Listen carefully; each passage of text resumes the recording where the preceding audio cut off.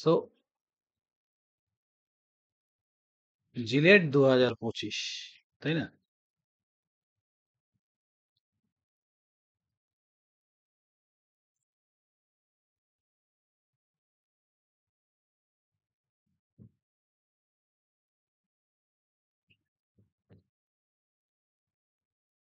এখানে এরকম কেউ আছো তারা যে থার্ড সেমিস্টার থেকে পড়ছো? তোমাদের মধ্যেও কেউ তো নেই। কেউ আছো অনলাইনে? তুমি আছো? তোমার তোমার এখন থার্ড সেম? জি স্যার। ওকে, না না ওইটা বলিনি আমি। মানে 2026 ব্যাচের কেউ আছো এখানে? 2026 দেবে? না, কেউ নেই। ওকে, ভালো। তো আমাদের কাছে পুরোপুরি 12 মান্থ টাইম। সো ফার্স্ট আমি তোমাদের সাথে যেটা ডিসকাস করবো সেটা হচ্ছে সিলেবাস নিয়ে। সিলেবাস সবাই জানো, তারপরেও আমি আরেকবার বলে দিচ্ছি, হ্যাঁ। ম্যাথামেটিক্স, ম্যাথ, তোমাদের টোটাল থাকে 50 মার্কস, 50 নম্বর। যার মধ্যে আমাদের 30টা থাকবে এমসিকিউ আর 10টা থাকবে এমএসকিউ, মাল্টিপল সিলেক্টেড কোশ্চেন। অনেকে হয়তো এই অনেক স্টুডেন্টরাই আছে যারা আমাদের এই বছর এমনি টেস্ট পারপাসে দিয়েছে, তো তারা জানে ব্যাপারটা। এবার এমসিকিউ এমএসকিউ এইখানে আমাদের নেগেটিভ মার্কিং আছে, ঠিক আছে? কত নেগেটিভ থাকে জানো? হ্যাঁ, তার মানে এইখানে আমাদের নেগেটিভ আছে কত স্যার? 0.25। ঠিক আছে, এইখানে কোনো নেগেটিভ নেই, এখানে কোনো নেগেটিভ নেই। হ্যাঁ, বলো বলো বলো। হ্যাঁ হ্যাঁ হ্যাঁ, না আমি বলে দিচ্ছি, দেখো। এবার এই যে এমএসকিউ, এমএসকিউ এর প্যাটার্নটা আমি বলছি, আগে নাম্বারগুলো বলে নি, ঠিক আছে? বলে দিচ্ছি কিভাবে কি বলতে করতে হবে। তো এইখানে আমাদের কোনো জিরো মার্ক বা মানে কিচ্ছু নেই, কোনো নেগেটিভ নেই। এবার এই 30টা যে আছে এখানে 1 নম্বর করে, 30 নম্বর, আর এখানে 10, 10 × 2 মানে হয়ে গেল তোমার 20 নম্বর, টোটাল 50 মার্কস। ঠিক আছে, ম্যাথের পরে আমি তবে লাস্টে আসছি এমএসকিউ নিয়ে। ফিজিক্স, ফিজিক্সে আমাদের আছে 35 নম্বর, তাই তো? 35-এর মধ্যে আমাদের 25টা থাকবে এমসিকিউ, 5টা থাকবে এমএসকিউ। ওকে, এইখানেও সেম নেগেটিভ 0.25, এইটা মাথায় রাখতে হবে খুব স্ট্রংলি। ঠিক আছে, দেখো, নাম্বার, তুমি যে কষ্টটা করবে সেই কষ্টটাতে নেগেটিভে চলে না যায়। ঠিক আছে, কোনোভাবে ভাই নেগেটিভ করা যাবে না, এটা কম্পিটিটিভ এক্সামের মানে মেন উদ্দেশ্য বলতে পারো। কারণ আমি 4 টাইমস গেট কোয়ালিফাই করেছি, তো ওইখানেও আমাদের নেগেটিভ মার্কিং থাকতো। তো নেগেটিভ মার্কিং করা যাবে না এনি হাও। ঠিক আছে, এমএসকিউ এখানেও আমাদের কোনো রকম নেগেটিভ মার্কিং নেই। দেন হচ্ছে কেমিস্ট্রি, কেমিস্ট্রিতে থাকবে 25 মার্কস, যার মধ্যে 15টা এমসিকিউ, 5টা এমএসকিউ। সেম প্যাটার্ন এখানেও আমাদের negative marking 0.25 for per question, আর এখানে কোনো রকম নেগেটিভ নেই। ঠিক আছে, লাস্ট হচ্ছে এফ ট্রিপলি। এফ ট্রিপলিতে থাকবে 10 নম্বর, 10 নম্বরই থাকবে আমাদের এমসিকিউ, আর 10 নম্বরের মধ্যেই আমাদের নেগেটিভ মার্কিং কত? 0.25। তাহলে আই থিঙ্ক নাম্বার প্যাটার্ন বুঝে গেছো। তাহলে টোটাল আমাদের দেখো এখানে হয়ে যাচ্ছে 120তে এক্সাম, 120। এখনো পর্যন্ত হাইয়েস্ট এই প্যাটার্নে এক্সাম শুরু হওয়ার পরে হাইয়েস্ট উঠেছে 52। ঠিক আছে, হাইয়েস্ট। এবার জানি না কত উঠবে, আমাদের মনে হচ্ছে এবার হয়তো আরো বেশি উঠবে, হয়তো, বাট নট শিওর। ওকে,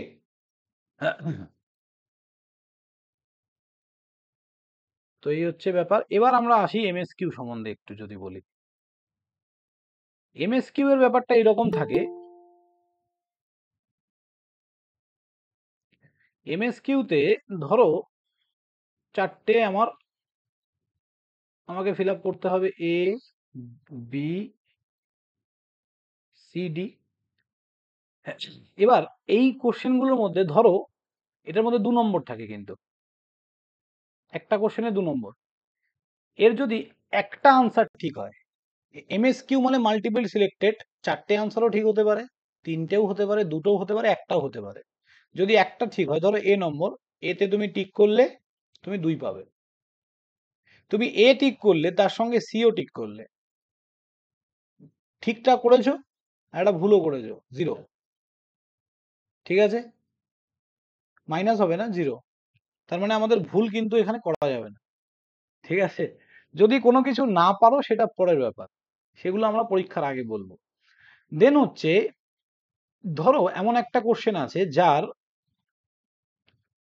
দুটো আনসার ঠিক, তাহলে এ বি সি ডি, তার দুটো ঠিক, ধরো এ আর বি এই দুটোই আমাদের ঠিক, আর হচ্ছে বাকি দুটো ঠিক নয়, তাহলে এক একটা আনসারের জন্য 1 নম্বর করে। ঠিক আছে, তাহলে এইটা 1 মার্কস ক্যারি করছে, এটা 1 মার্কস ক্যারি করছে। তুমি ধরো শুধু এ টিক করলে তুমি 1 পাবে, তুমি শুধু বি টিক করলে 1 পাবে, এ বি টিক করলে 2 পাবে, এ বি সি করে দিলে এই যে একটা ভুল করেছো আবার 0। ঠিক আছে, ভুল করা যাবে না। ঠিক আছে, ইন কেস কিছু কিছু কোশ্চেনের আনসার 3টেও হয় 4টেও হয়, যদি 3টে থাকে তাহলে এক একটা আনসার কত ওয়েটেজ করে নেবে, 0.66। যদি 3টেই ঠিক হয় তাহলে এক একটা আনসার আমাদের নেবে 0.66 করে। আই থিঙ্ক পুরো ব্যাপারটা ক্লিয়ার।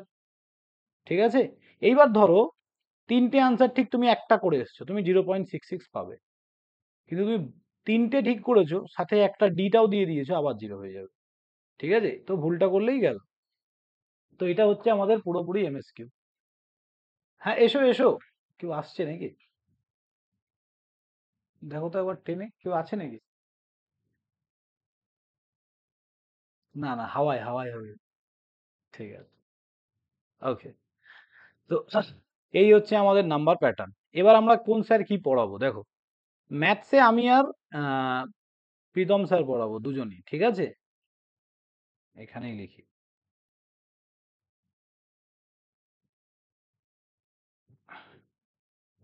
আর প্রীতম স্যার পড়াবো। ঠিক আছে, কেমিস্ট্রি তোমাদের পড়াবে হচ্ছে ত্রিশিত স্যার। ম্যাথসে আমার একটা ক্লাস থাকবে, প্রীতম স্যারের একদিন ক্লাস থাকবে। ওকে, ত্রিশিত স্যারের দুটো ক্লাস থাকবে, একটা অনলাইন একটা অফলাইন, মানে আজকে শনি রবিবার উইকেন্ডে একটা ক্লাস থাকবে, উইকডেসে একটা ক্লাস থাকবে। আমি বলে দিচ্ছি রুটিনটাও। ঠিক আছে, নেক্সট হচ্ছে ফিজিক্স। ফিজিক্সে সুদীপ স্যার পড়াবে দুটো ক্লাস, উইকডেসে একটা উইকেন্ডে একটা। আর এফ ট্রিপলি আমার একটাই ক্লাস থাকবে উইকেন্ডে। ওকে, তো এই হচ্ছে তোমাদের টোটাল 7টা ক্লাস।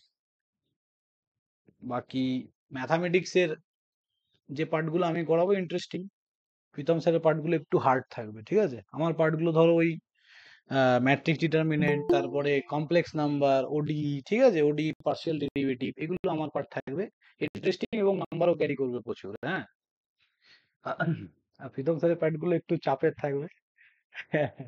হ্যাঁ, হ্যাঁ, কনিক সেকশন থেকে পড়াবে, ওগুলো একটু চাপের থাকবে, একটু ভালো করে পড়তে হবে। ঠিক আছে, তো বাকি এই হচ্ছে ব্যাপার। শনি রবিবার তোমাদের, রবিবার এবার স্যাটারডে আমি একদম এক্স্যাক্ট এখনো রুটিন আমাদের তৈরি হয়নি, খুব চাপ যাচ্ছে কারণ সেমিস্টার শুরু হলো। স্যাটারডে 3 PM থেকে 5 PM পর্যন্ত, আর সানডে 11 AM থেকে, ও এটা ভুল লিখলাম, 7 PM হবে, 4 ঘন্টা হবে। হ্যাঁ, আর বাকি দুটো রুটিন ঠিক হয়ে গেছে, বলে দিচ্ছি দাঁড়াও। স্যাটারডে সানডেটা খুব চাপ থাকে, তো এটাই সমস্যা।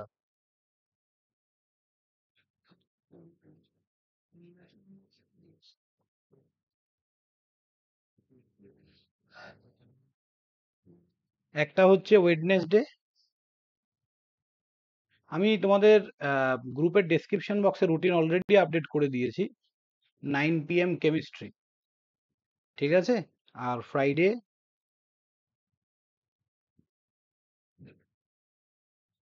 তোমার 8:30 PM ফিজিক্স। ঠিক আছে? আর বাকি এই দুদিনের রুটিনটা তো আজকে রাতেই আমরা বসে ডিসকাস করে কালকে পেয়ে যাবে। ঠিক আছে? আর কালকে তোমাদের ক্লাস অফ থাকবে। ঠিক আছে? স্যার কালকে স্যার কেউ থাকছে না। হ্যাঁ, বলো। স্যার বলো, বলো, বলো। বলো, শুনতে স্যার পাচ্ছি। বলছেন স্যার সানডে সানডে স্যার হ্যাঁ স্যার বলছি স্যার সানডেতে স্যার 11 AM থেকে হবে, মানে অন্য টাইম হবে না? না, অন্য টাইম কখন বলো? অন্য টাইম তো চেঞ্জ করা খুব চাপের। 11টা 12টা থেকে করলে ভালো হতো। 12টা থেকে করলে কি সুবিধা হবে নাকি? ঠিক আছে, ওটা নয় 1 ঘন্টা আমারই ক্লাস থাকবে ফার্স্ট ক্লাস। ঠিক আছে? ঠিক আছে। ঠিক আছে, ওটা আমি 1 ঘন্টা পিছিয়ে দেওয়া যাবে। ওটা অসুবিধা নেই। হ্যাঁ স্যার ঠিক 12টা আছে? থেকে। স্যার হ্যাঁ, এই একটু সুবিধা হতো আর কি। হ্যাঁ, মানে ঠিক আছে, আমি দেখছি। ঠিক আছে? আমারই ক্লাস থাকবে ফার্স্ট ক্লাস, অসুবিধা নেই। সানডে। তো এই হচ্ছে ব্যাপার। আর তোমাদের কালকে শুধু ক্লাস হবে না, স্যার ওয়েডনেসডে স্যার নেক্সট বলছিলাম যে এটা কি অনলাইন রুটিন না অফলাইন রুটিন এটা স্যার? সবার একসাথেই ক্লাস হবে। ঠিক আছে? ওকে, এবার আজকে তাহলে আমরা হ্যালো স্টার্ট। হ্যাঁ, হ্যাঁ, হ্যালো বলো, বলো, বলো, বলো, বলো, বলো। হ্যালো শুনতে পারছো না? স্যার স্যার বলছিলাম যে এটা কি অনলাইন রুটিন না অফলাইন, দুটা কি একসঙ্গে?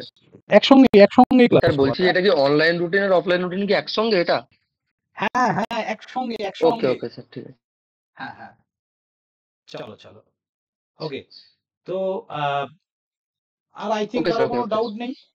কালকে কোনো ক্লাস হচ্ছে না। কালকে রবিবার, একটু প্রীতম স্যার ব্যস্ত থাকবে, আমাদের ইনস্টিটিউট বন্ধই থাকবে কাল।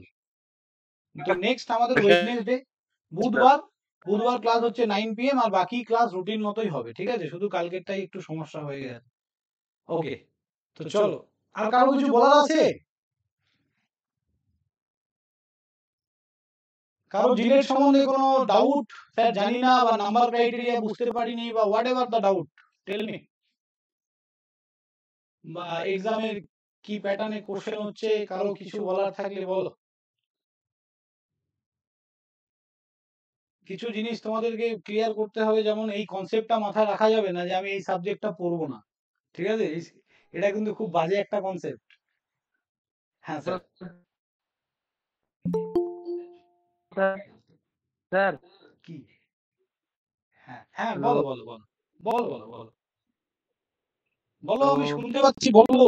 তোমরা শুনতে পাচ্ছ না আমার কথা? বলছি স্যার অনলাইন এক্সামে যারা আছে, ক্যালকুলেটর ইউজ করতে পারবো? তোমার নেটওয়ার্ক ইস্যু আছে। এক্সামে ক্যালকুলেটর ইউজ করতে অমর ঘোষ, তোমার নেটওয়ার্ক ইস্যু আছে। বলছি স্যার এক্সামে ক্যালকুলেটর ইউজ করতে পারবো? না, এক্সামে কোনো ক্যালকুলেটর ইউজ করতে পারবে না। নো ক্যালকুলেটর, কম্পিটিটিভ এক্সামে কোনো ক্যালকুলেটর হবে না। ঠিক আছে? একমাত্র একটা এক্সাম, গেট এক্সামে ক্যালকুলেটর আচ্ছা দেয়, স্যার। তাও ভার্চুয়াল। ডিসপ্লেতেই থাকে, মানে তুমি যেখানে পরীক্ষা দেবে ডিসপ্লেতেই থাকে। চলো, চলো তাহলে স্টার্ট করছি। So F okay sir, triple তে থ্যাংক ইউ। স্টার্ট করার আগে আমি তোমাদের পুরো সিলেবাসটা একটা চক আউট করে স্যার দিচ্ছি। বলছি একটা কথা ছিল। হ্যাঁ, হ্যাঁ, বলো, বলো, বলো। হ্যালো, হ্যাঁ, বলো। আমার কথা কি বলছি স্যার অনলাইনে যারা অনলাইন আছে ব্যাচ যাদের আছে হ্যাঁ, সেই মক টেস্ট গুলো কি হ্যাঁ, হ্যাঁ, একদম একদম মক টেস্ট অনলাইনে সমস্ত অফলাইনে দিতে পারবে, কোনো দিতে হবে না সমস্যা নেই। অফলাইনে দিতে হবে? দিতে পারবে অফলাইনেও। ওকে, বলো আর কি ডাউট আছে, বলো। অফলাইনে সমস্ত মক টেস্টই আমাদের অফলাইনে সবাই দিতে পারবে। ওকে, ঠিক আছে, চলো স্টার্ট করছি। ফার্স্ট এফ ট্রিপল ই, ফার্স্ট আমরা ডিসি সার্কিট দিয়ে স্টার্ট করব। জিজ্ঞেস করছি। হ্যাঁ, বলো, বলো, বলো। তোমরা বলছি স্যার মনে করুন যদি একটা ক্লাস হ্যাঁ, হ্যাঁ, বলো, বলো। বলছি স্যার যদি একটা ক্লাস মিস যায় তো ওইটার কি রেকর্ডেড হ্যাঁ, ক্লাসটা রেকর্ডিং, একই হ্যাঁ, পাওয়া যাবে? প্রত্যেকটা ক্লাসের রেকর্ডিং, প্রত্যেকটা ক্লাসেরই রেকর্ডিং থাকবে, আমাদের প্রত্যেকটা ক্লাস রেকর্ডিং। ঠিক আছে? আচ্ছা স্যার। এই হ্যাঁ, চলো। এসি ফান্ডামেন্টাল, দেন আমরা পড়বো হচ্ছে মেজারমেন্ট। 4 নম্বরে আমরা পড়বো মেশিন।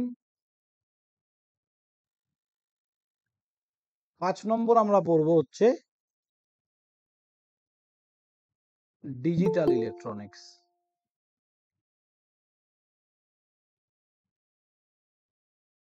6 নম্বর আমরা পড়বো অ্যানালগ। এই 6টাই পার্ট আছে তোমাদের, আর কিছু নেই, ঠিক আছে? DC circuit, AC fundamental, measurement, machine, digital, analogue. DC সার্কিটে আমাদের ম্যাক্সিমাম 6টা ক্লাসই ধরে রাখছি, একটু বেসিক্স থেকেই তোমাদের পড়াবো 6 ক্লাসেস। এসি ফান্ডামেন্টালে আমাদের 4টে ক্লাস লাগবে, মেজারমেন্টে 3টে, মেশিনে লাগবে 6টা ক্লাস, ডিজিটালে লাগবে 5টা ক্লাস, অ্যানালগে লাগবে 3টে ক্লাস। বাস এই হচ্ছে টোটাল ক্লাস। তাহলে 6 4 10 3 13 19 24 27 27 ক্লাস, ঠিক আছে? তাহলে কতদিন হচ্ছে? 4 6 24, তাই তো? মানে মান্থলি আমাদের 4টে, 6 থেকে 7 মাস, ম্যাক্সিমাম 8 মাস প্র্যাকটিস করে সবকিছু করে ম্যাক্সিমাম 8 মান্থ এফট্রিপলি কমপ্লিট হয়ে যাবে, ঠিক আছে? ওকে, চলো, ওটা 8 মান্থ লাগবে না, তার আগেই হয়ে যাবে। চলো, এগুলো আমার একটু বাড়িয়েই ধরা আছে। তো এই হচ্ছে ব্যাপার। এবার আমরা স্টার্ট করব ডিসি ফান্ডামেন্টাল। তো আমি একদম বেসিক্স থেকে স্টার্ট করব। হয়তো ইলেকট্রিক্যাল ইলেকট্রনিক্স স্টুডেন্টদের একটু মনে হবে বোর লাগবে, তোমরা জানো অনেক কিছু, বাট মিক্স আপ স্টুডেন্ট আছে, মেকানিক্যাল স্টুডেন্ট আছে, সিভিল স্টুডেন্ট আছে, সবাই আছে, দ্যাটস ওয়াই বেসিক ইলেকট্রিক্যাল একটু পড়তে হবে। হ্যাঁ, বেসিক্স। তোমার কোন ডিপার্টমেন্ট? মেকানিক্যাল, তাহলে তোমাদের ভালো লাগবে। দেখো, চলো, সো ফার্স্ট আমি স্টার্ট করছি। তোমরা কেউ জানো কারেন্ট কি? What is current? Anyone, any idea about current? Flow of electrons, yes. আর কারো আইডিয়া? ফ্লো অফ ইলেকট্রনস, এটাই। Across a voltage. কারেন্ট যখন ফ্লো করবে তার জন্য পোটেনশিয়াল ডিফারেন্স তো দরকার, ডেফিনেটলি। ওকে, দেখো, current actually flow of electron না, ইলেকট্রন মানে কি? চার্জ তো, ফ্লো অফ ইলেকট্রন। তাহলে এই ইলেকট্রন কোথা থেকে এসছে বলো তো? কোথা থেকে এসছে? হ্যাঁ, অ্যাটম থেকে, অ্যাটম থেকে, তাই না? হ্যাঁ, ডিসি সার্কিট। তাহলে ইলেকট্রন এসছে কোথা থেকে? স্যার, অ্যাটম থেকে, তাই তো? যার যেখানে ডাউট হবে সঙ্গে সঙ্গে কোশ্চেন করবে। হ্যাঁ, অ্যাটম থেকে। এবার এই অ্যাটম থেকেই আমাদের এসছে ইলেকট্রন। তাহলে হোয়াট ইজ অ্যাটম? অ্যাটম কি? হ্যাঁ, একদম। তাহলে smallest particle of a things, যে কোনো জিনিসের একটা ক্ষুদ্রতম অংশ বা আনকাটেবল সিচুয়েশনস অফ আ থিং। ধরো একটা তোমার হাতে যে পেনটা আছে, এই পেনটাকে যদি আমি কাটতে শুরু করি, একটা সার্টেন টাইমের পর একটা ডট পড়ে থাকবে, যে ডটটাকে কিন্তু আর ব্রেক করা পসিবল না, তাই না? পসিবলই না ওটা আর ব্রেক করা। So that is call atom, তাই না? তাহলে এই অ্যাটমের মধ্যে বলেছে থাউজেন্ডস অফ পার্টিকলস থাকে, থাউজেন্ডস অফ পার্টিকলস।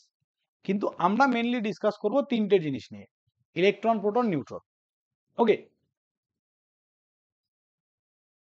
তাহলে ইলেকট্রন, প্রোটন আর নিউট্রন। এবার এই ইলেকট্রন, প্রোটন, নিউট্রন এদের মধ্যে আমাদের যেটা কাজে লাগবে সেটা হচ্ছে এই দুটো, ইলেকট্রন এন্ড প্রোটন। ইলেকট্রন কি? Sir, negative charge. প্রোটন কি? Positive charge. আর নিউট্রন হচ্ছে একটা নিউট্রাল, যার কোনো চার্জেস হয় না, নিউট্রাল। ওকে, ওখানে ঠান্ডা লাগছে নাকি গো? ঠিক আছে তো, ব্যাস ব্যাস। তাহলে ইলেকট্রন, প্রোটন, নিউট্রন এটা আমাদের খালি। এবার আমরা অ্যাটমিক স্ট্রাকচার একবার ড্রয়িং করব, তাহলে ইলেকট্রনের ফ্লো বুঝতে পারবো যে অ্যাকচুয়ালি ইলেকট্রন কি করে ফ্লো করছে। ঠিক আছে, দেখো, অ্যাটমিক স্ট্রাকচার।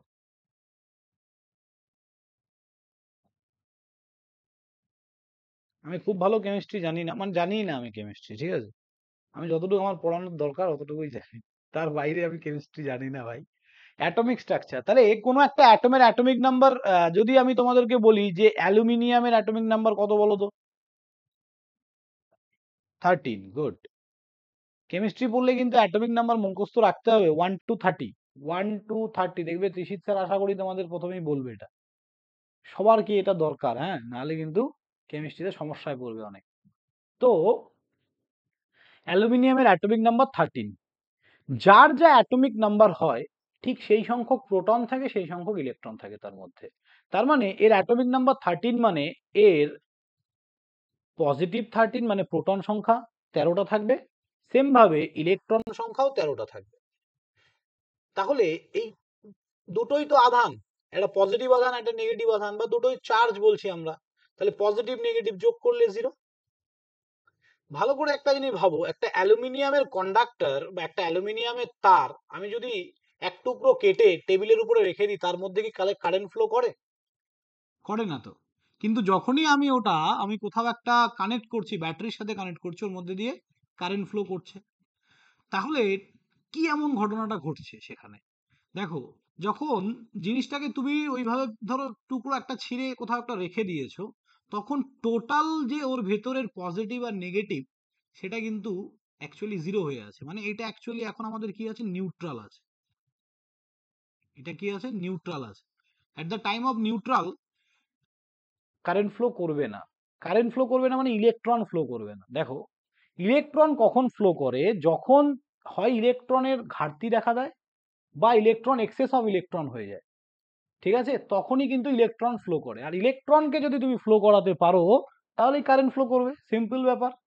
তাহলে যখন তুমি একটা অ্যালুমিনিয়ামের এক টুকরো অ্যালুমিনিয়ামের তারকে ছিঁড়ে রেখে দিয়েছো টেবিলের ওপরে, তাহলে ও total number of positive charge and total number of negative charge সমান হওয়ার জন্য 0 আছে, এবং এটা নিউট্রাল হয়ে আছে। নিউট্রাল হওয়ার জন্য এর মধ্যে কোনো রকম কোনো ইলেকট্রনের ফ্লো হচ্ছে না, ঠিক আছে? এবার দেখো, আমি যদি এর অ্যাটমিক স্ট্রাকচারটা আঁকি, কেমন হয় দেখতে, ইলেকট্রন কি করে ফ্লো করে বুঝতে পারবে।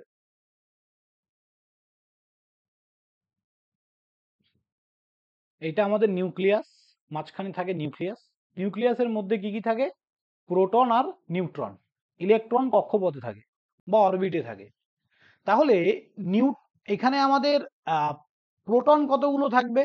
প্রোটন থাকবে 13টা প্রোটন আছে, তাহলে 13টা এখানেই থাকবে। 1 2 3 4 5 6 7 8 9 10 11 12 13। আর বাকি নিউট্রন যেটা আমি বলছি যে নিউট্রাল, এই যে এটা, যার কোনো চার্জ নেই, এটা ডিপেন্ড করে মাস অফ আ বডির ওপর, বডির মাসের ওপর। তো এটা নিয়ে আমাদের কারবার নেই, এটাও এর মধ্যেই কিছু থাকবে, কিছু সংখ্যক থাকে, ঠিক আছে? এইবার আমাদের অরবিট স্টার্ট হলো। Orbit, first orbit. ফার্স্ট অরবিটে কতগুলো ইলেকট্রন থাকে? 2টো ইলেকট্রন। তাহলে এর এর ফর্মুলা কি? তাহলে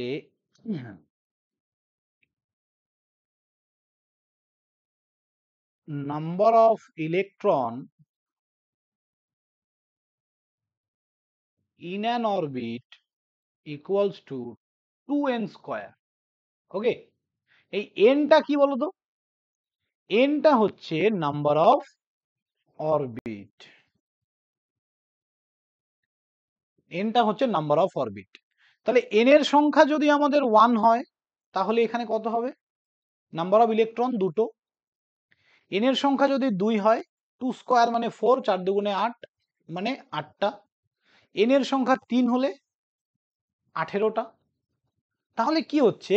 এই যে n এর সংখ্যা 1 হলে এখানে ইলেকট্রন হয়ে যাচ্ছে, মানে E ইকুয়ালস টু 2, 2 হলে 8, 3 হলে 18। এই যে ব্যাপার, এই যে 2 8 18 maximum number of electron in an orbit. এর বেশি হতে পারে না, কম হতে পারে। মানে ফার্স্ট অরবিটে 2টো ইলেকট্রনই থাকবে, এর বেশি হবে না। কম হতে পারে, হাইড্রোজেনের তো একটাই ইলেকট্রন, তাই না? তাহলে ফার্স্ট অরবিটে একটাই থাকবে, কোনো অসুবিধা নেই। কিন্তু এর বেশি হতে পারে না। যখনই এর বেশি হবে, তখনই আমাকে সেকেন্ড অরবিট নিতে হবে।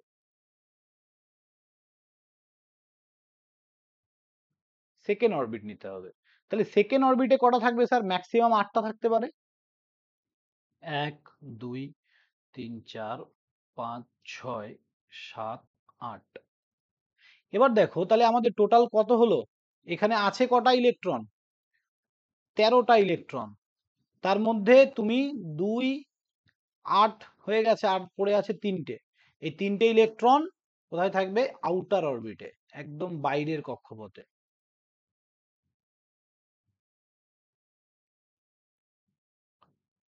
1 2 3। এই আউটার অরবিট ইলেকট্রনকে, এই যে আউটার অরবিট ইলেকট্রনকে আমরা কি বলে থাকি? Valence electron. ওকে, তাহলে what is valence electron? Outer orbit electron is called valence electron. তাহলে সবাই লিখতে থাকো, হ্যাঁ, ক্লাসেই সব লিখে নেবে, তাহলে আর কোনো অসুবিধা হবে না।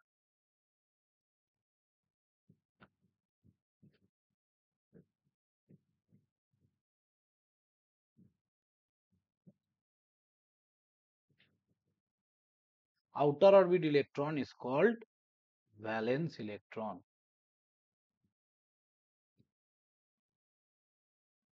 এই যে ভ্যালেন্স ইলেকট্রন দেখতে পাচ্ছ না, এদেরকেই অ্যাকচুয়ালি আমরা মুভ করাই কারেন্ট ফ্লো করানোর জন্য। ঠিক আছে, তোমার কোন ডিপার্টমেন্ট? ইলেকট্রনিক্স। তুমি তো জানো তাহলে অনেক কিছু। দেখো, এই যে আউটার অরবিটের ইলেকট্রন, এদেরকেই অ্যাকচুয়ালি কিন্তু আমরা মুভ করাই, তবে কারেন্টটা ফ্লো হয়, না হলে হবে না। এবার এই আউটার অরবিট ইলেকট্রনগুলোকে মুভ করাবো কি করে? দেখো, তার আগে একটা ছোট্ট কনসেপ্ট তোমাদের শিখিয়ে দিই, তোমরা যাতে দেখে চিনতে পারো কোনটা সেমিকন্ডাক্টর, কোনটা কন্ডাক্টর, কোনটা মেটাল।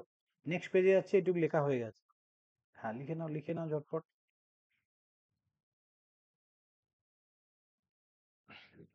বাইরের কক্ষপথে যটাই ইলেকট্রন থাকে, একটা থাক বা 10টা থাক, সেটাকে আমরা সবসময় ভ্যালেন্স ইলেকট্রনই বলবো। ফ্রি ইলেকট্রন কনসেপ্ট কিন্তু আলাদা, আমি আসছি আস্তে আস্তে। অনেকে এটার সঙ্গে গুলিয়ে ফেলে, ফ্রি ইলেকট্রন আর ভ্যালেন্স ইলেকট্রনের সঙ্গে। ওকে ওকে, চলো এবার দেখো, ফার্স্ট হচ্ছে কন্ডাক্টর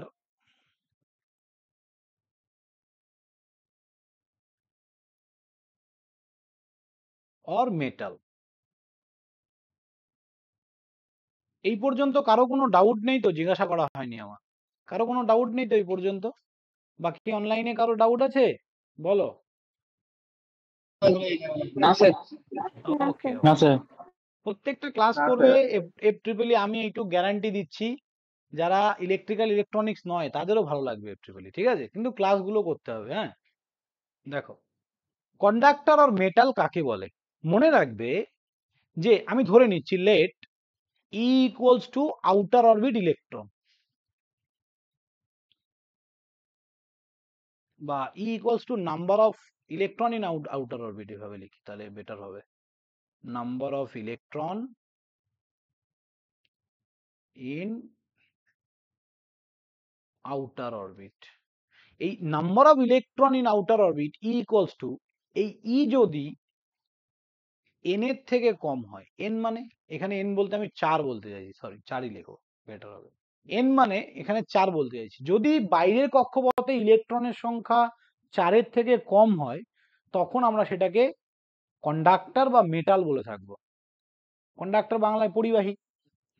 তার মানে তুমি আমাকে এক্সাম্পল দাও তো দু একটা, আউটার অরবিট ইলেকট্রন 4 এর থেকে কম। তাহলে অ্যালুমিনিয়াম আমরা এখনই দেখলাম, সোডিয়াম, ম্যাগনেসিয়াম। এফি স্যার, এফি। এফ এর অ্যাটমিক নাম্বার কত? অ্যাটমিক নাম্বার বলো। 26 স্যার, 26। তাহলে এটাকে ভেঙে লেখো 2, 8, 18। তাহলে কত? এখানে 2, 8, 10 আর এটা 26 হয়ে যাচ্ছে। আউটার অরবিটে 16টা ইলেকট্রন। কি করে হয়? হচ্ছে না তো, তাই না? দেখো, সোডিয়ামের অ্যাটমিক নাম্বার 11। তার মানে এইটাকে যদি আমি ভেঙে লিখি 2, 8 আর 1, বাইরের কক্ষপথে একটা ইলেকট্রন, এটা অ্যাকচুয়ালি সোডিয়াম মেটাল।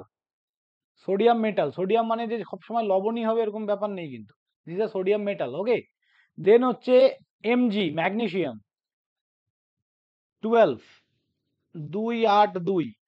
সেম ভাবে অ্যালুমিনিয়াম, অ্যালুমিনিয়াম তো সবাই জানো, ধাতুই তো ওটা, আমরা সবসময় দেখে থাকি অ্যালুমিনিয়ামের বাসনপত্র আছে, কন্ডাক্টর আছে, তাই না?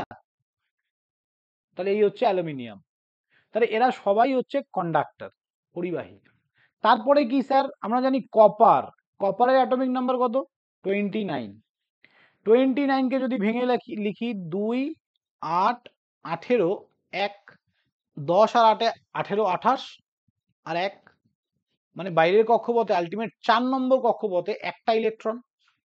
ঠিক আছে, এবার মনে রাখবে, যার বাইরের কক্ষপথে যত কম ইলেকট্রন থাকবে তার কন্ডাক্টিভিটি তত ভালো হবে। ওকে, যার বাইরের কক্ষপথে যত কম ইলেকট্রন থাকবে তার কন্ডাক্টিভিটি তত ভালো হবে, সে তত গুড কন্ডাক্টর হবে। ঠিক আছে, তাহলে এদের মধ্যে গুড কন্ডাক্টর কে? এরা সবাই কন্ডাক্টর। গুড কন্ডাক্টর কে? সোডিয়াম আর কপার। সোডিয়াম আর কপার। এবার আমি যদি তোমাদেরকে বলি যে তাহলে এদের দুজনের মধ্যে গুড কন্ডাক্টর কে? সোডিয়াম আর কপারের মধ্যে সিইউ। কেন? ওয়াই? হ্যাঁ, একদম গুড। দেখো, তাহলে সোডিয়ামকে যদি আমরা আঁকি, দেখো first orbit, second orbit, third orbit, 3 নম্বর কক্ষপথে একটা ইলেকট্রন। আর আমি কপারকে আঁকছি ফার্স্ট, সেকেন্ড, থার্ড, ফোর্থ, 4 নম্বর কক্ষপথে একটা ইলেকট্রন। তাহলে আউটার অরবিটটা এইখান থেকে এর যা ডিস্টেন্স, এর ডিস্টেন্সটা অনেক বেশি। এবার ডিস্টেন্স বেশি হওয়ার জন্য তোমরা সবাই জানো নিউক্লিয়াস কি করে? প্রত্যেকটা ইলেকট্রনকে নিজের কেন্দ্রের দিকে অ্যাট্রাক্ট করে, তাই না? যেটা মানে পৃথিবীর মতো ব্যাপারটা অনেকটা। পৃথিবী যেমন কি মানে সূর্য যেমন কি করছে, প্রত্যেকটা গ্রহকে নিজের কেন্দ্রের দিকে অ্যাট্রাক্ট করছে, লাইক দ্যাট। তাহলে এইখানে অ্যাট্রাকশন ফোর্স আর এখানকার অ্যাট্রাকশন ফোর্স অনেক ডিফারেন্স হবে। এইখানে অ্যাট্রাকশন ফোর্স অনেক কম হবে, কারণ এ অনেক দূরে আছে। তাহলে অ্যাট্রাকশন ফোর্স যদি কম হয়, তাহলে এইখান থেকে যদি আমি কোনো এক্সটার্নাল ফোর্স এখানে দিই, তাহলে এই ইলেকট্রনটার মুভ করে যাওয়ার চান্সেস অনেক বেশি, তাই তো? দু জায়গায় তুমি ফোর্স দিলে, এইখানেও ফোর্স দিলে, এইখানেও ফোর্স দিলে, সেম ফোর্স, বাট দেখবে এই যে ইলেকট্রনটা এটা ইজিলি মুভ করে গেছে, মানে এই কক্ষপথ থেকে বেরিয়ে অন্য কোথাও চলে গেছে। তোমার তো চাও তুমি ওটা, এই যে ইলেকট্রনকে মুভ করাতে হবে, কারণ আমাদের কারেন্ট যায়। তাহলে এইটা খুব ইজিলি মুভ করছে, কেন? তার কারণ এর অ্যাট্রাকশন ফোর্স কম। তাহলে যে ইলেকট্রন এক্সটার্নাল ফোর্সের জন্য ইজিলি মুভ করতে পারে, this is a good conductor. Okay okay, তাহলে কপার হচ্ছে more better than sodium metal. চলো নেক্সট এবার দেখবো আমরা। কেউ না বুঝলে কোশ্চেন করবে। এবার আমরা আসছি নন মেটাল, অথবা কি হবে, ইনসুলেটর, তাই তো? তাহলে নন মেটাল বা ইনসুলেটর কাকে বলবো? স্যার রেকর্ডিং ভিডিও, হ্যাঁ রেকর্ডিং ভিডিও অ্যাপে পাবে বাবা, একটু পরেই আপলোড হয়ে যাবে ক্লাস শেষ হওয়ার পরে। নন মেটাল অর ইনসুলেটর কাকে বলা হয়? দেখো, ইনসুলেটর কাকে বলি? যেটা মানে কুপরিবাহী যাকে বলা হয়, তাই না? বাংলায় কুপরিবাহী বলি আমরা। নন মেটাল যদি ই গ্রেটার দেন 4 হয়, যদি ইটা গ্রেটার দেন 4 হয়, তাহলে এটা আমাদের নন মেটাল। তাহলে গ্রেটার দেন 4 মানে এক্সাম্পল বলতে সালফার, ফসফরাস পি এর 15, তাহলে এটাকে ভেঙে লিখলে 2, 8, 5 হবে। তারপরে সালফার 16, 2, 8, 6 হবে। তার মানে বাইরে কক্ষপথে 4-এর থেকে বেশি ইলেকট্রন, এরা সবাই নন মেটাল বা ইনসুলেটর। দেখো এইখানে কোথাও বলেনি যে, এইখানে কোথাও বলেনি যে এটা লিকুইড বা গ্যাস, শুধু বলেছে নন মেটাল। সেটা যা ইচ্ছা হতে পারে, যে কোনো স্টেটে থাকতে পারে, বাট সেটা তড়িৎ পরিবহনে সক্ষম নয়, গুড কন্ডাক্টর নয় বা কন্ডাক্টর নয় ওটা। ঠিক আছে, নেক্সট আমরা আসছি সেমি কন্ডাক্টর।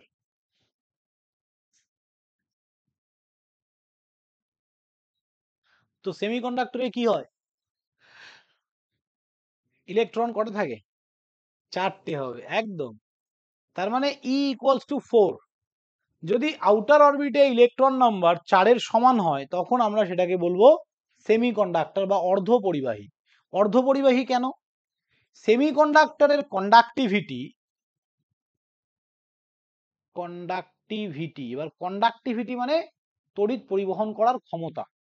কন্ডাক্টিভিটি মিন্স তড়িৎ পরিবহন করার ক্ষমতা। এইটা তোমার ইনসুলেটরের থেকে বেশি, কিন্তু কন্ডাক্টরের থেকে কম। ঠিক আছে, ইনসুলেটরের থেকে বেশি, কন্ডাক্টরের থেকে কম, তার জন্য আমরা একে বলছি অর্ধপরিবাহী, সেমি কন্ডাক্টর। ঠিক আছে, এইটার এক্সাম্পল যদি দেখো, তাহলে হবে সিলিকন, যার অ্যাটমিক নাম্বার কত স্যার? 14। দেখো 2, 8, 4, বাইরের কক্ষপথে 4টে ইলেকট্রন।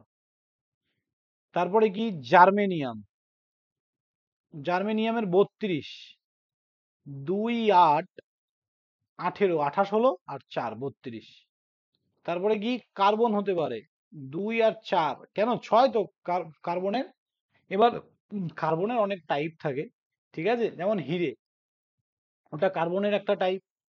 তারপরে আবার হিরের পরে আর কি আসছে, হ্যাঁ ঠিক আছে, গ্রাফাইট আবার কিন্তু মেটাল নয়, বাট তড়িতে সুপরিবাহী। তো যাই হোক, কন্ট্রোভার্সি আছে কেমিস্ট্রিতে অনেক, আমি জানি না অত। তো যাই হোক, আমাদের সিলিকন জার্মেনিয়াম আমরা জানি, সিলিকন জার্মেনিয়াম কার্বন মোটামুটি সবাই সেমিকন্ডাক্টর। ওকে, চলো এবার আমরা দেখব স্যার কি করে ইলেকট্রনটা ফ্লো করছে।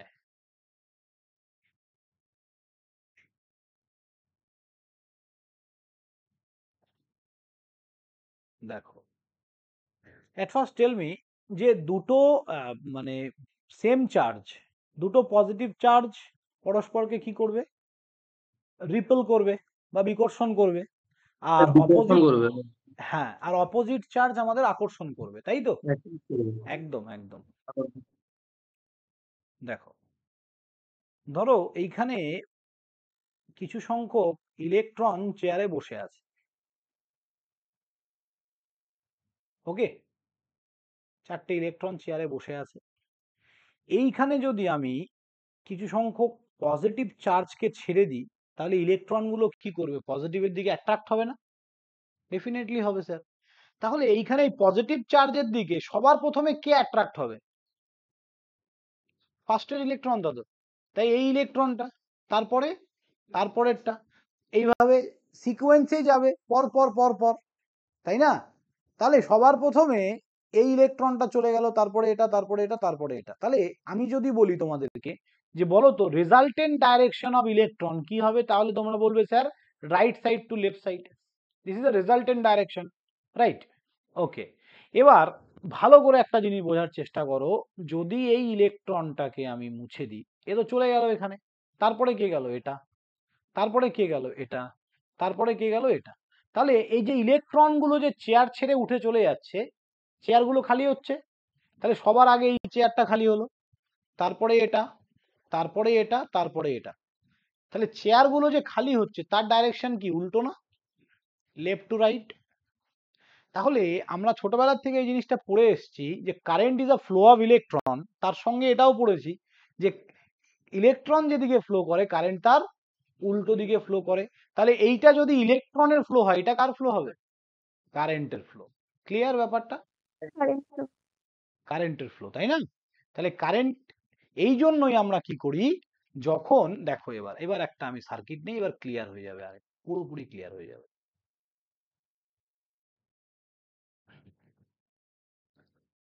তাহলে ধরো এটা একটা কপারের কন্ডাক্টর নিয়েছি আমি, কপারের তার, তামার তার নিয়েছি। কপার কন্ডাক্টরের অনেকগুলো কি থাকবে, মানে কপারের কোটি কোটি অ্যাটম দিয়ে এই তারটা তৈরি, অনেকগুলো অ্যাটম, প্রত্যেকটা অ্যাটমের বাইরের কক্ষপথে একটা করে ইলেকট্রন আছে, ফ্রি ইলেকট্রন, তাই তো?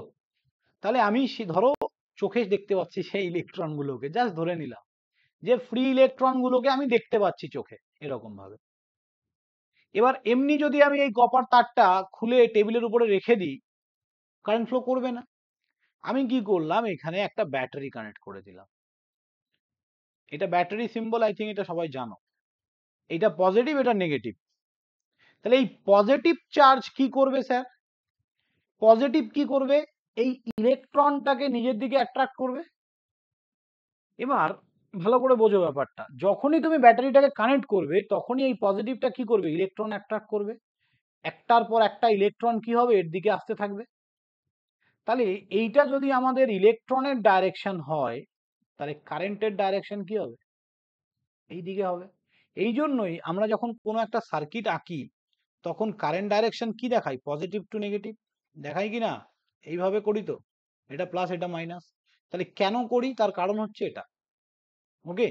তাহলে ইলেকট্রন যদি আমাদের এই পজিটিভের দিকে অ্যাট্রাক্ট হয়, তাহলে কারেন্ট তার উল্টো দিকে ফ্লো করবে। তো এইভাবেই আমাদের অ্যাকচুয়ালি কি হচ্ছে, কারেন্ট ফ্লো করছে। তাহলে কারেন্টটা কখন ফ্লো করছে, যখন ব্যাটারিটা কানেক্ট করলে তখন।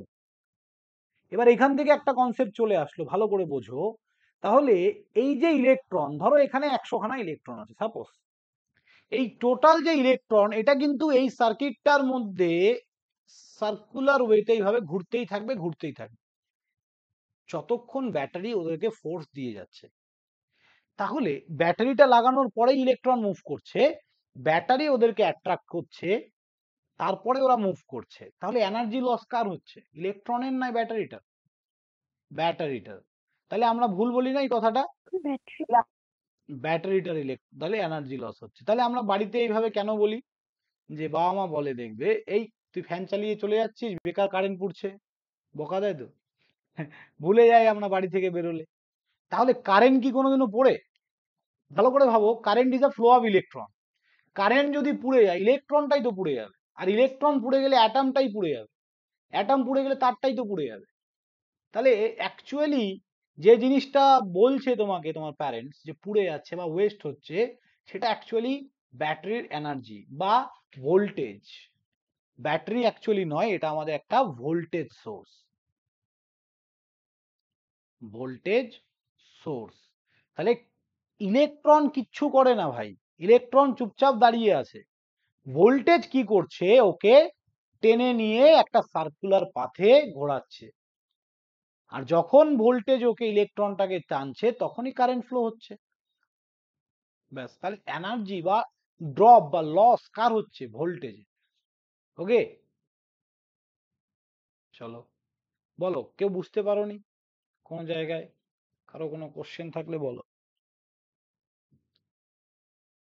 ওকে, থ্যাংক ইউ। চলো নেক্সট দেখো, কারেন্ট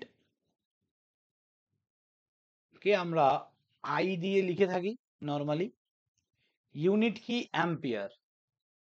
ওকে, এই কারেন্টকে আবার এইভাবেও লেখা হয় charge by time, Q by T. Okay, Q কি, চার্জ বাই টাইম, সময়ের সাপেক্ষে চার্জের ফ্লো।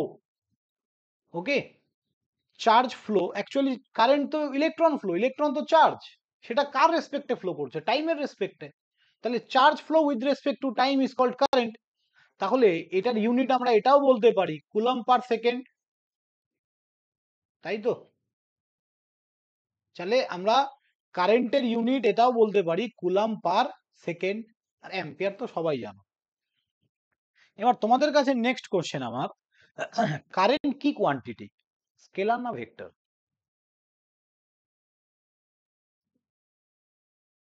স্কেলার, একজন বলছে Scalar. ভেক্টর।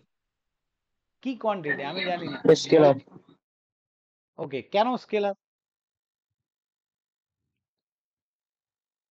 দেখো আমরা ছোটবেলায় কি পড়ে এসেছি, স্কেলার কোয়ান্টিটি কাকে বলে আমি বাংলায় বলছি, যার মান থাকে অভিমুখ থাকে না, তাই তো? মানে ম্যাগনিটিউড আছে, মানে একটা ভ্যালু আছে, ধরো কারেন্ট যেমন 2 অ্যাম্পিয়ার 5 অ্যাম্পিয়ার ভ্যালু আছে, মান আছে, বাট ডাইরেকশন কারেন্টের কি নেই? এই তো ডাইরেকশন দিয়েছো, তাহলে মান অভিমুখ দুটোই তো আছে, তাই না? সাপোজ ধরো এইখানে 10 ভোল্ট দিলে রেজিস্ট্যান্স আছে 2 ওহম, তাহলে এইখানে কারেন্ট কি হবে, voltage by resistance, Ohm's law, V equals to I into R. তাহলে এখানে ভোল্টেজ 10 আর 2, তাহলে 5 অ্যাম্পিয়ার কারেন্ট যাচ্ছে। তার মানে তুমি মানও পেলে, অভিমুখ তো দেয়াই আছে, sir positive to negative current flow হয়, আমরা তো এখনই দেখলাম, সেই হিসাবে হচ্ছে ভেক্টর। কিন্তু না, কারেন্ট স্কেলার কোয়ান্টিটি। কেন? দেখো, current is a scalar quantity.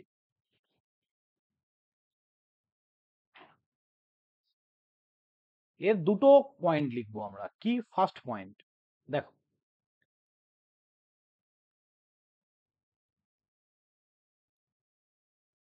এইখান থেকে ধরো 2 অ্যাম্পিয়ার কারেন্ট যাচ্ছে, দেখো বেসিক ফান্ডামেন্টাল ইলেকট্রিক্যাল সবাই পড়েছে, ধরো এখান থেকে 2 অ্যাম্পিয়ার, এখান থেকে 3 অ্যাম্পিয়ার কারেন্ট যাচ্ছে, তাহলে এখান থেকে কত অ্যাম্পিয়ার কারেন্ট যাবে? কি করলে তুমি এটা? যোগ করলে না? ভেক্টরের যোগফল এরকম হয়? ভেক্টর তো করেছো, এখানে ক্যাপ নেই, কোনো ডট নেই, কিছু নেই, তাহলে এটা তো ভেক্টর সামেশন নয় আই থিঙ্ক। তার মানে কারেন্ট ভেক্টর সামকে মেনে চলে না, this is the main causes that the current is a scalar quantity। ঠিক আছে, কারেন্ট ভেক্টর সামকে মেনে চলে না। দেখো নোটস নিজের মতো বানাবে সবাই, ইংলিশেই লিখতে হবে এরকম কোনো ব্যাপার নেই, কোথাও বুঝতে না পারলে বাংলায় লিখবে, ultimate end of the day তোমার নলেজ ম্যাটার করে, ল্যাঙ্গুয়েজ নয়। আর নেক্সট হচ্ছে আরেকটা কারণ, দেখো কারেন্ট ইকুয়ালস টু আমরা এক্ষুনি লিখলাম কিউ বাই টি, চার্জও একটা স্কেলার কোয়ান্টিটি, টাইমও একটা স্কেলার কোয়ান্টিটি, তাহলে দুটো স্কেলারের রেশিও কোনোদিনও ভেক্টর হবে না, তাই তো? হতেই পারে না। তাহলে এই দুটো মেজর কারণ current is a scalar quantity, মনে থাকবে তো? ওকে, চলো এবার নেক্সট পার্টে আসছি। কারেন্ট ইকুয়ালস টু এই যে চার্জ বাই টাইম এখানে লিখলাম, এই চার্জও একটা স্কেলার কোয়ান্টিটি, টাইমও একটা স্কেলার কোয়ান্টিটি, এবার দুটো রেশিওই তো কারেন্ট হচ্ছে, তাহলে দুটো স্কেলারের রেশিও কোনোদিনও ভেক্টর হয় না, ঠিক আছে?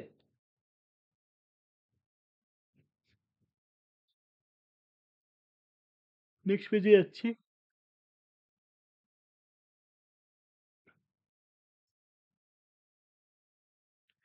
টাইপ অফ কারেন্ট,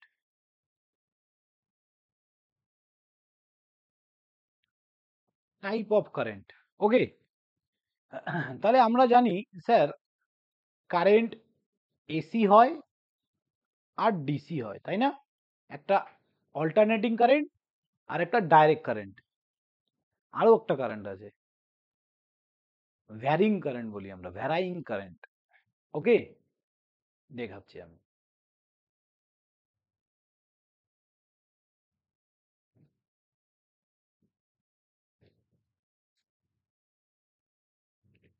দেখো ফার্স্ট হচ্ছে ডিসি, ডিসিতে কি হচ্ছে স্যার,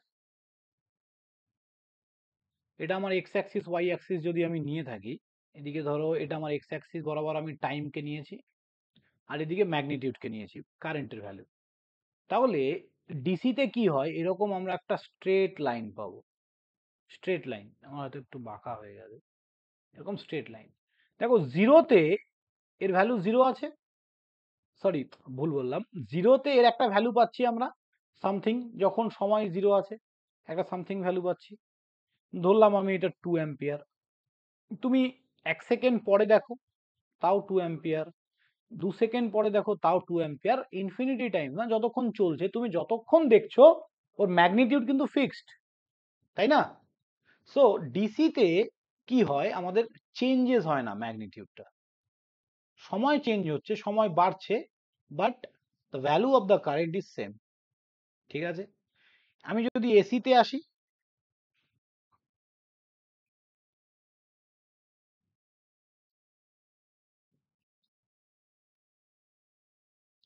এটা টাইম, এটা কারেন্ট,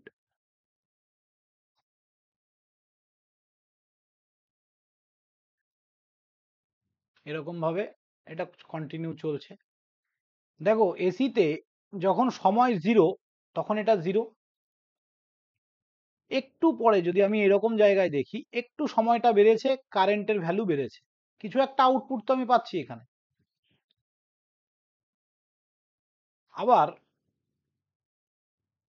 আবার একটু পরে আবার এই জায়গাটায় আমি মোটামুটি দেখতে পাচ্ছি ম্যাক্সিমাম ভ্যালু কারেন্টের, আবার তার ঠিক একটু পরে আমি দেখতে পাচ্ছি আবার কারেন্টটা কমছে, আবার এই জায়গাটায় কারেন্টটা জিরো হয়ে যাচ্ছে। তাহলে ভালো করে আমি যদি প্রথম পোর্শনটা দেখি, এটা জিরো থেকে পাই বলে থাকি আমরা, 0 to 180 ডিগ্রি, তাহলে প্রথম পোর্শনটা যদি দেখে থাকি দেখতে পাবো যে কারেন্ট কখনো বাড়ছে কখনো কমছে, তাই না? কখনো বাড়ছে আবার কখনো কমছে। এবার পাই থেকে এই যে 2 পাই এর মধ্যে দেখো কারেন্ট এবার রিভার্সে যেতে শুরু করেছে, উল্টো দিকে, তার মানে এই দিকেও কখনো বাড়ছে কখনো কমছে, এই যে রিভার্সে যে যাচ্ছে এই জিনিসটা অ্যাকচুয়ালি কি হচ্ছে দেখো, এটা একটা ডিসি সার্কিট,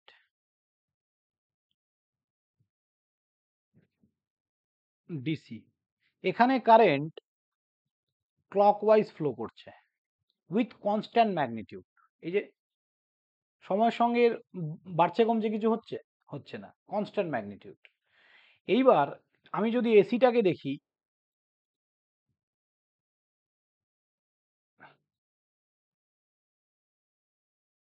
তোমাদের যদি অসুবিধা হয় ঘুরে যেতে পারো, যদি এই জায়গাটায় চলে আসো না অসুবিধা নেই, হ্যাঁ চলে আসো। ঘুরে যাও, ঘুরে যাও। হ্যাঁ, তাহলে ব্যাস ব্যাস ব্যাস বেস্ট। ওকে, চলো দেখো, তাহলে আমি যদি এই জায়গাটায় দেখি, এইখানে এসিতে কি হচ্ছে, আমি ধরে নিলাম 0 টু পাই এটা আমার ক্লকওয়াইজ ডাইরেকশন, আর পাই টু 2 পাই এটা আমার অ্যান্টি ক্লকওয়াইজ। অ্যাকচুয়ালি পজিটিভ, এটা আমাদের পজিটিভ হাফ, এটা আমাদের negative half. For positive half current clockwise flow করছে, negative half current anti clockwise flow করছে। তাহলে এসিতে কি হয়, কারেন্ট একবার ক্লকওয়াইজ আবার একবার অ্যান্টি ক্লকওয়াইজ একটা সার্টেন টাইমের জন্য। সে আমরা ক্যালকুলেট করবো এগুলো আস্তে আস্তে, কত টাইম কিভাবে হয় সব।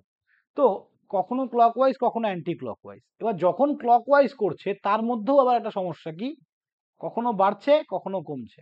এই যে ক্লকওয়াইজ এইটুকু টাইম 0.01 সেকেন্ড ধরে ফ্লো করে, এত শর্ট টাইমের জন্য। তো ওইটুকু টাইমের মধ্যেও কারেন্ট কখনো বাড়ছে কখনো কমছে। হয়ে গেল ক্লকওয়াইজ, মিটে গেল। অ্যান্টি ক্লকওয়াইজ এইখানেও এই যে পাই থেকে 2 পাই, এখানেও 0.1 সেকেন্ডের জন্য কখনো বাড়ছে কখনো কমছে। তাহলে কারেন্টের এখানে শুধু ভ্যারি হচ্ছে না, কারেন্ট এখানে অল্টারনেট করছে। That's why this is called alternating current. Alternate করছে মানে কি স্যার, একবার পজিটিভ একবার নেগেটিভ। তার মানে এটা আমার clockwise anti clockwise. That's why আমরা বলি এটাকে অল্টারনেটিং কারেন্ট। বোঝা গেল তো? ওকে, এবার ভ্যারিং কারেন্ট বা ভ্যারাইং কারেন্ট।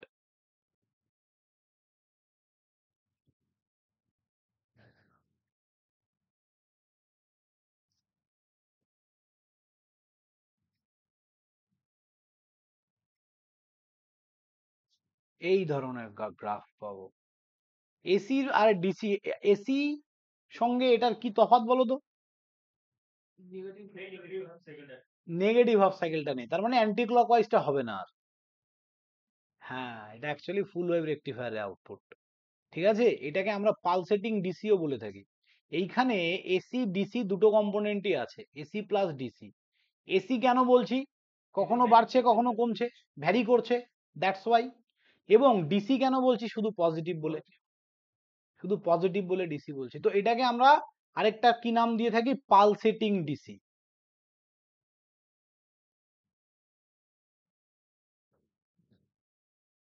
ঠিক আছে, তো এইটা হচ্ছে আমাদের এই ভ্যারিং কারেন্টের এক্সাম্পল।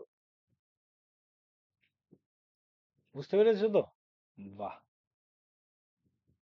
এইটা নর্মালি আমরা সব জায়গায় দেখি না, কিছু স্পেশাল কেসেই এই জিনিসটা আসে, তাই না? যারা মেকানিক্যাল বা সিভিল আছো তাদের বলছি, এটা কিছু স্পেশাল কেসেই আমাদের অকার হবে। চলো এবার নেক্সট, একটু লেখা হলে নেক্সট পেজে যাব।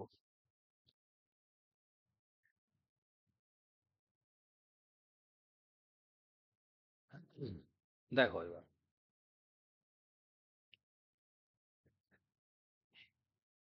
ভোল্টেজ।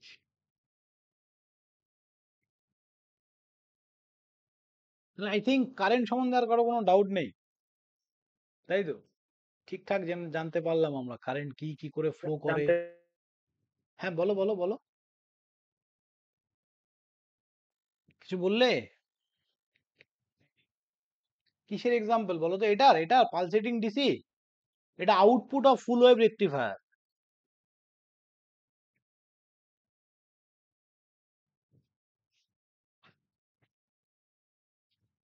এটা ফুল ওয়েভ রেকটিফায়ারের আউটপুট। তাছাড়াও হাফ ওয়েভ রেকটিফায়ার আউটপুটও আমরা পালসেটিংই পাই, তাই না? শুধু মাঝখানে একটা হাফ থাকে না। হ্যাঁ, ওইটাই। ওকে,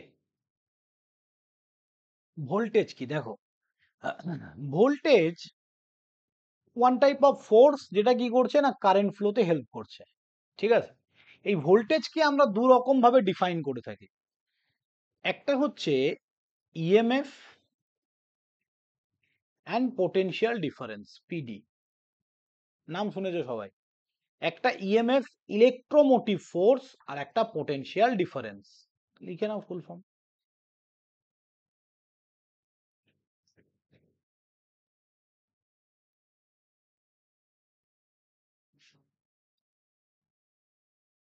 পোটেনশিয়াল ডিফারেন্স। এই ইলেকট্রোমোটিভ ফোর্সটা কি জিনিস? ইলেকট্রোমোটিভ ফোর্সটা অ্যাকচুয়ালি স্টোর এনার্জি টাইপের। ধরো আমি বাজার থেকে একটা ব্যাটারি কিনে এনেছি,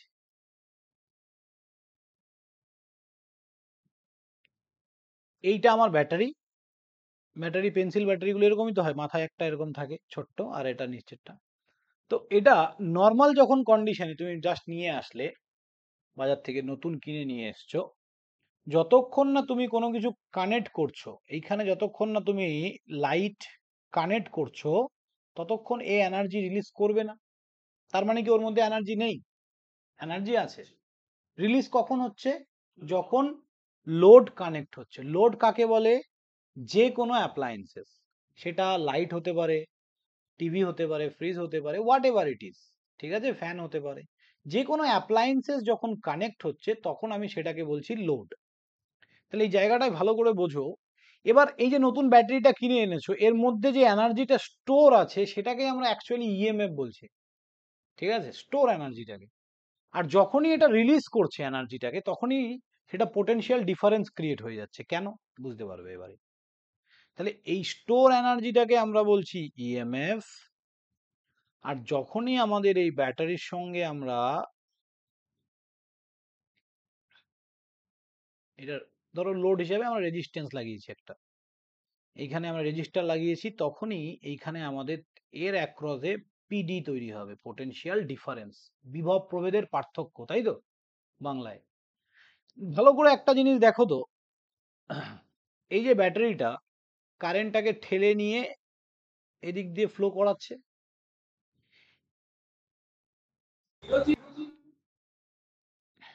কেউ কিছু বলছো?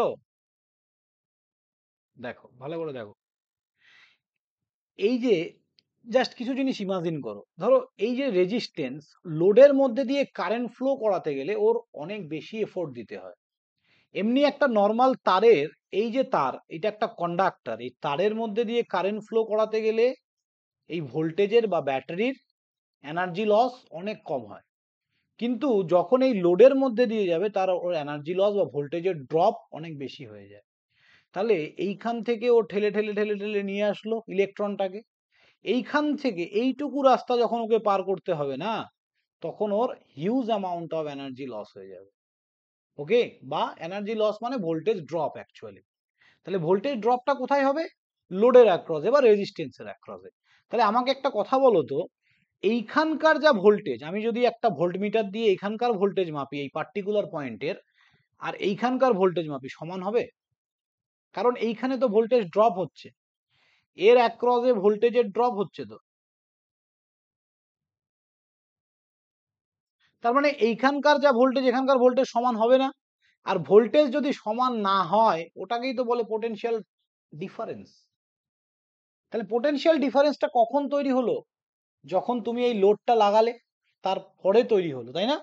এইখানে কিন্তু কোনো পোটেনশিয়াল ডিফারেন্স নেই, ঠিক আছে। তাহলে যখনই তুমি লোড কানেক্ট করে দিচ্ছ, তখন পোটেনশিয়াল ডিফারেন্স তৈরি হচ্ছে। আর পোটেনশিয়াল ডিফারেন্স তৈরি হলে তবেই কারেন্ট ফ্লো করে। দেখো, যখনই এটা একটা রেজিস্ট্যান্স, এর মধ্যে দিয়ে কারেন্ট ফ্লো তখনই হবে যদি এইখানকার পোটেনশিয়াল ধরো 5 ভোল্ট আর এখানকার 2 ভোল্ট হয়, তবে পোটেনশিয়াল ডিফারেন্স মানে কারেন্ট সব সময় হায়ার পোটেনশিয়াল থেকে লোয়ার পোটেনশিয়ালের দিকে ফ্লো করে। তার মানে বিভব প্রভেদের পার্থক্য হলেই তবেই কারেন্ট ফ্লো করে, উইথাউট ডিফারেন্স কারেন্টই ফ্লো করবে। বুঝতে পেরেছো তো? এইটাই হচ্ছে ব্যাপার। হুইস্টন ব্রিজে দেখবে, যারা হুইস্টন ব্রিজ পড়েছো, মাঝের ওই গ্যালভানোমিটার দিয়ে কোনো কারেন্ট ফ্লো হয় না। তার কারণ কি? দুই প্রান্তের বিভব প্রভেদ সমান থাকে, পার্থক্যটা জিরো হয়ে যায়। তাহলে ডিফারেন্সটা জিরো বলে ওর মধ্যে দিয়ে কোনো কারেন্টই ফ্লো করে না। তো সেটাই হচ্ছে ব্যাপার। এবার এই যে আমরা ব্যাটারিতে বলি না যে positive negative, actually positive negative বলে কিছু হয় না পৃথিবীতে। Higher potential, lower potential. Okay, আমরা মানে জিনিসটাকে ইজি করি আমাদের কাছে বোঝার জন্য। পজিটিভ মিনস হায়ার পোটেনশিয়াল ব্যাটারির জন্য, নেগেটিভ মিনস লোয়ার পোটেনশিয়াল। ওকে, তাহলে এই ভোল্টেজের ইউনিট যদি বলি, তাহলে ইউনিট হচ্ছে ভোল্ট। বাকি তো আর এখান থেকে আর বেশি কিছু জানার দরকার নেই। নেক্সট আমরা আসবো রেজিস্ট্যান্স। কারো কোথাও ডাউট থাকলে বলতে পারো।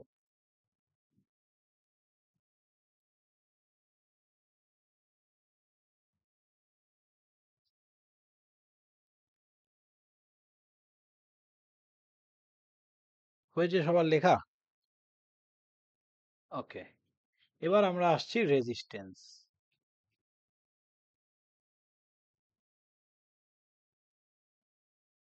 তাহলে সবাই জানো রেজিস্ট্যান্স কি স্যার? যে কারেন্ট ফ্লোকে বাধা দেয়, তাই না? এক কথায় যদি আমরা বলি যে কারেন্ট ফ্লোকে অপোজ করে বা বাধা দেয়।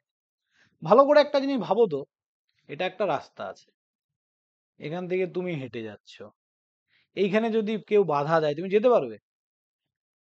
তাহলে কথাটা তো ঠিক হলো না ব্যাপারটা। কিভাবে বাধাটা কেমন ভাবে দেয়? অপোজিশনটা কি করে অফার করে?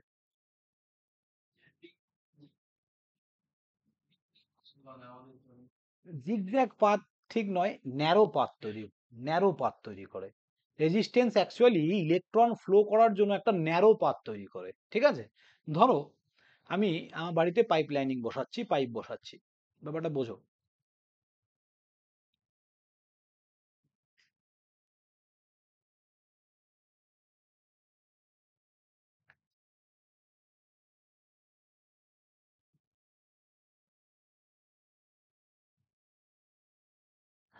এবার দেখো এইখান থেকে এবার আমাদের ওয়াটার ফ্লো হচ্ছে,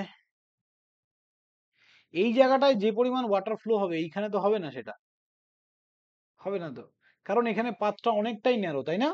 তাহলে এই এই যে ন্যারো পাথ, এর মধ্যে দিয়ে ওয়াটার ফ্লোটা অ্যাজ কম্পেয়ার অনেক কম হবে। তাহলে এইটাই কিন্তু অ্যাকচুয়ালি রেজিস্ট্যান্স করছে। এইটাকে তুমি ধরে নাও কন্ডাক্টর, পুরোটাকে ধরে নাও একটা তার, এইখানে তুমি একটা রেজিস্ট্যান্স লাগিয়েছো এইভাবে। তাহলে রেজিস্ট্যান্স কি করছে? ওই কন্ডাক্টরের পাথটাকে ন্যারো করে দিচ্ছে। আর এই জল, যে আমি যেটা বলছি জল ফ্লো হচ্ছে, এটাকে ধরে নাও ইলেকট্রন ফ্লো করছে। তাহলে এই ন্যারো পাথ ক্রিয়েট কে করছে? রেজিস্ট্যান্স। ওকে, তাহলে রেজিস্ট্যান্স আমাদের কি করে? অলওয়েজ ন্যারো পাথ ক্রিয়েট করে। ওকে, এইভাবে বাধা দেয় ব্যাপারটাকে। চলো নেক্সট। এবার এই রেজিস্ট্যান্সকে আমরা কি দিয়ে লিখে থাকি? আর দিয়ে। এর ইউনিট হচ্ছে স্যার ওহম, ঠিক আছে? দেখো, resistance equals to, for a conductor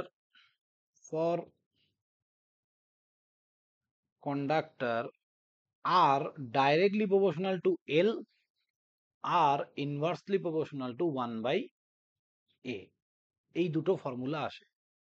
কেমন ব্যাপারটা আমি বলি যদি, দেখো এই এলটা হচ্ছে লেন্থ অফ কন্ডাক্টর। আমরা কার জন্য দেখছি? কন্ডাক্টরের জন্য দেখছি। রেজিস্ট্যান্স অ্যাকচুয়ালি দুটো টাইপের হয়, একটা ইন্টারনাল, আমি বলতে ভুলে গেলাম, আমারই ভুল হলো, আর একটা এক্সটার্নাল। একটা ইন্টারনাল, একটা এক্সটার্নাল। ওকে, এক্সটার্নাল মানে তোমরা দেখবে অনেক জায়গায় দেখেছো এরকম টাইপের থাকে না, দাঁড়াও আমি এঁকে দেখাচ্ছি। এই যে এরকম কালার ব্যান্ড দেওয়া থাকে এখানে, দেখেছো তো অনেকে? হ্যাঁ, ইলেকট্রনিক স্টুডেন্টরা তো দেখেইছো, তাই না? বা তোমরা যদি ইয়ে খোলো, আমি একটা দেখিয়ে দিই তোমাদের।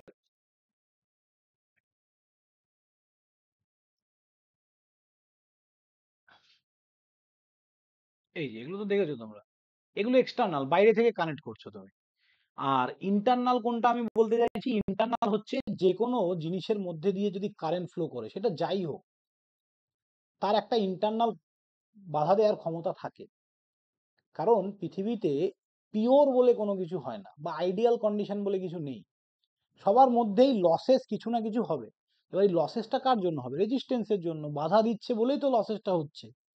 তো ইন্টারনাল রেজিস্ট্যান্সটা নিয়ে আপাতত আমরা ডিল করছি। তাহলে ফর এ কন্ডাক্টর, একটা কন্ডাক্টরের ইন্টারনাল রেজিস্ট্যান্স ডিপেন্ড করে কিসের কিসের ওপর? লেন্থ অফ কন্ডাক্টর,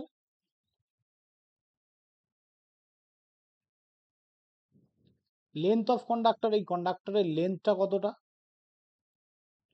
আরেকটা হচ্ছে ক্রস সেকশনাল এরিয়া,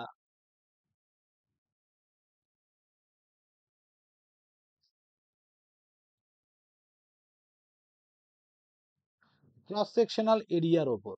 তার মানে এটা যদি একটা তার হয়, এটা যদি এইটা হচ্ছে তার ক্রস সেকশন এরিয়া আর এটা হচ্ছে তার length. Okay, for L length conductor এটা হচ্ছে তোমার ক্রস সেকশন এরিয়া, মানে কতটা মোটা অ্যাকচুয়ালি তারটা, আর লেন্থটা হচ্ছে লম্বাটা। তাহলে এখানে রিলেশন দেখে আমরা বুঝতে পারছি যে লেন্থ যত বাড়বে তত রেজিস্ট্যান্স বেশি হবে। তাহলে ধরো একটা কন্ডাক্টর আমার একটা পোল থেকে আরেকটা পোলে যাচ্ছে, এইটার ডিস্টেন্সটা 600 কিলোমিটার, হতেই পারে 1000 কিলোমিটারেরও হয়, কলকাতা থেকে শিলিগুড়ি যাচ্ছে। এবার এত লং ডিস্টেন্স, তাহলে তো রেজিস্ট্যান্স অনেক হাই হবে, তাহলে যে শিলিগুড়িতে আছে ও আর কারেন্ট পাবেই না ভাই। তাহলে আমাকে যদি হাই কারেন্ট ফ্লো করাতে হয় আমাকে কি করতে হবে? ক্রস সেকশন এরিয়াটাকে বাড়িয়ে দিতে হবে। যদি ক্রস সেকশন এরিয়া বেড়ে যায় তাহলে রেজিস্ট্যান্স কি হবে? কমে যাবে। ক্রস সেকশন এরিয়া যদি বাড়ে তবেই কিন্তু রেজিস্ট্যান্স কমবে। ওকে, তো এই হচ্ছে ব্যাপার। আমি তারটাকে যদি মোটা করে দিই তাহলেই আমার প্রবলেম সলভ। ওকে, এবার এই দুটো রিলেশনকে একসাথে যখন আমরা লিখছি, R equals to rho L by A, তাহলে এই দুটো রিলেশন একসাথে লিখলে R equals to rho L by, রোটা হচ্ছে proportionality constant, or you can say rho equals to what? কি জিনিস রোটা? স্পেসিফিক রেজিস্ট্যান্স বা রেজিস্টিভিটি, তাই তো? or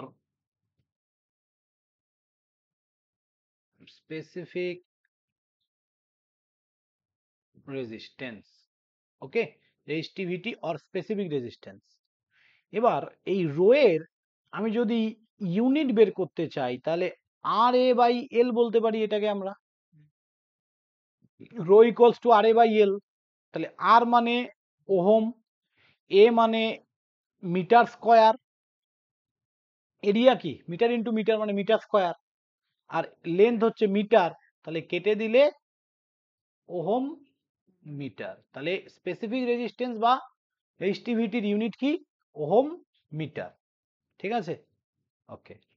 এবার রেজিস্ট্যান্সের উল্টোটাকে আমরা কি বলি? কন্ডাক্টেন্স। Yes, conductance. চলো নেক্সট পেজে আসছি।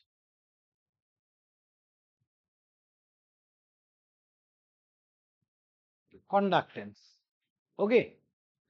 কন্ডাক্টেন্সকে আমরা কি দিয়ে লিখি স্যার? জি দিয়ে। এই জি ইকুয়ালস টু হয় 1/r। রেজিস্ট্যান্স যেমন কারেন্ট ফ্লোকে বাধা দেয়, কন্ডাক্টেন্স কারেন্ট ফ্লো করতে হেল্প করে। ওকে, জি ইকুয়ালস টু 1/r। তাহলে জি এর ইউনিট কি হবে? ওহম ইনভার্স হতে পারে, হ্যাঁ, বা মো হতে পারে, বা সিমেন্স হতে পারে। ঠিক আছে, এস ফর সিমেন্স। এটা হচ্ছে কন্ডাক্টেন্স। কার উল্টোটা? রেজিস্ট্যান্সের উল্টো। তাহলে রেজিস্টিভিটি তার উল্টো কি হবে? কন্ডাক্টিভিটি। তাহলে এইটা হবে, কন্ডাক্টিভিটিকে সিগমা দিয়ে লেখা হয়। সিগমা একটু এরকম ভাবে লিখবে, এই যে, তাই তো? এটা সিগমা সাইন না?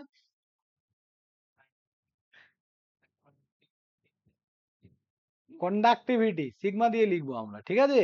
তাহলে কি হবে? তোমরা তো সিগমা ব্যাচের স্টুডেন্ট। দেখো, তাহলে কি হবে? Conductivity equals to 1/ρ। ওকে, তাহলে রো এর ইউনিট কি ছিল? Ohm metre. তাহলে এটাকে উপরে উঠিয়ে দিলে ওহম ইনভার্স মিটার ইনভার্স, অথবা মো পার মিটার বলতে পারি, সিমেন্স পার মিটার বলতে পারি, পারি তো? এই যে 1/ওহম মানেই তো সিমেন্স পার মিটার, আবার সিমেন্স মিটার ইনভার্স। তার মানে এইখানে কিন্তু ভালো করে আমাকে এই জিনিসটা দেখতে হবে। হ্যাঁ, বুঝতে পেরেছো এই জায়গাটা কি বললাম? ওকে, কন্ডাক্টিভিটি আর একটা কন্ডাক্টেন্স, একটা রেজিস্টিভিটি আর একটা রেজিস্ট্যান্স। ওকে,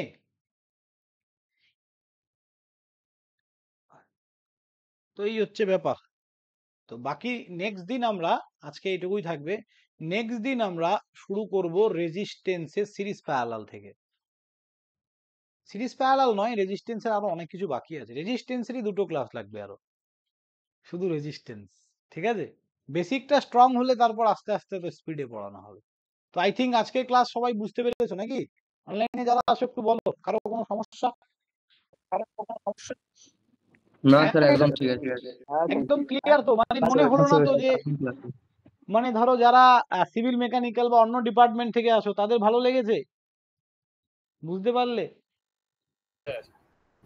ব্যাস ব্যাস, এটাই চাই আমি, যে ইলেকট্রিক্যালের ছেলেরা তো বুঝবেই আমি জানি, কারণ ওরা পড়ছে ব্যাপারগুলো।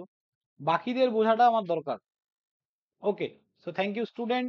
একটু পরে শুরু হবে, হ্যাঁ তোমাদের ওই মোটামুটি 4:30, 4:40 থেকে ধরে রাখো শুরু হবে ফিজিক্সের ক্লাস। ওকে, ওকে স্যার। চলো, ওকে স্যার। বাই।